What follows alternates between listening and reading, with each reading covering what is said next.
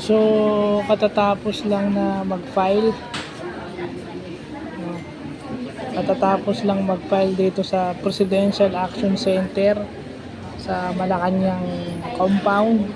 No, lahat kami halos nakapag-file. No? Naging successful yung filing at wala naman ako naging kulang na dokumento. Thank you Lord. No? So, pinaprocess na ngayon yung papel. Mag-aantay na lang tayo ng email o message sa cellphone. Pwede na rin i-follow up. So dahil daw yung volume nila, ay sabagay, naintindihan naman natin, masyado na silang maraming pinaprocess, so matagal-tagal. Mga January o mga February ko na siguro to ipa-follow up. Kasi masyadong puno. Tatawagan na lang. So, yun. Nag-aantay na lang kami ng sasakyan. Pinapunta na ni EXO yung nagatid sa amin para kami sunduin.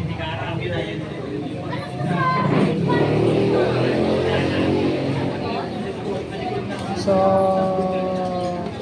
yun lang. Maraming salamat kay Cap Mike, kay Team Leader Wilfredo Somo, dun sa aming driver na si Kuya Angel Hornadal na kapatid o kamag-anak ni Konsehal Jude Mark Hornadal. Ayan.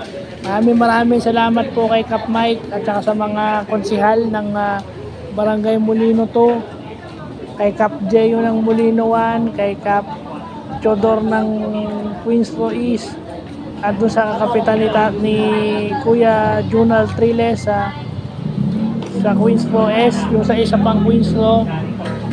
So maraming salamat po sa pagtulong nyo sa PWD na kami ay makarating dito. Hindi po kami makakarating dito kung hindi dahil sa inyo. Yun po tinatanaw ko ng malaking utang na loob.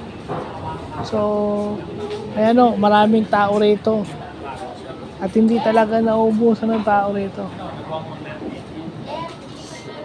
So yun lang po.